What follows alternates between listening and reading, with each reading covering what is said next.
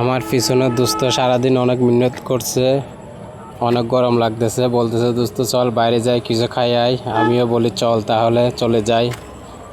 এলাকার রাস্তাটা অনেক সুন্দর দেখা যাইতেছে, হাঁটতে হাঁটতে চলে যেতেছি খানা খাওয়ার জন্য। রাস্তাটা অনেক পাকা, অর্ধেক রাস্তাটা আমাদের জানেন আপনারা পাকা হয়ে গেছে একদম, অনেক সুন্দর রাস্তাটা হয়েছে।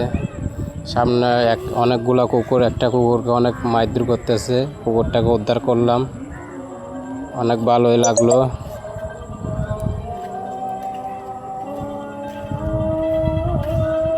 এই যে কাঁচা রাস্তায় চলে আসলাম, রাস্তাটা অনেক কাঁচা, অবস্থা খুবই খারাপ, একদম ফেঁকে চৌকে হয়ে গেছে গে।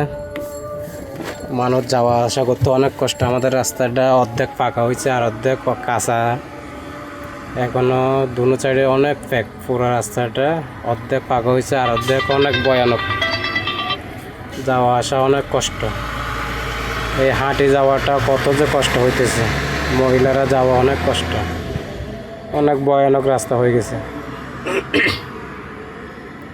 যাক কষ্ট বৃষ্টি করে পার হইলাম, অনেক কষ্ট হলো।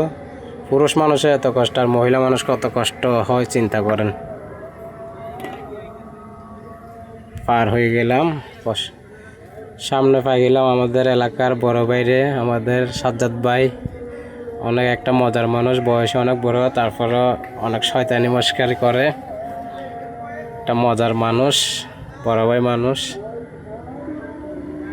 উঠে গেলাম গাড়িতে, গাড়ি করে চলে যেতে হবে তাড়াতাড়ি বন্ধুর সাথে খানা খাওয়ার জন্য। বন্ধুর অনেক গরম লাগতেছে, সারাদিন অনেক কাজকর্ম করছে।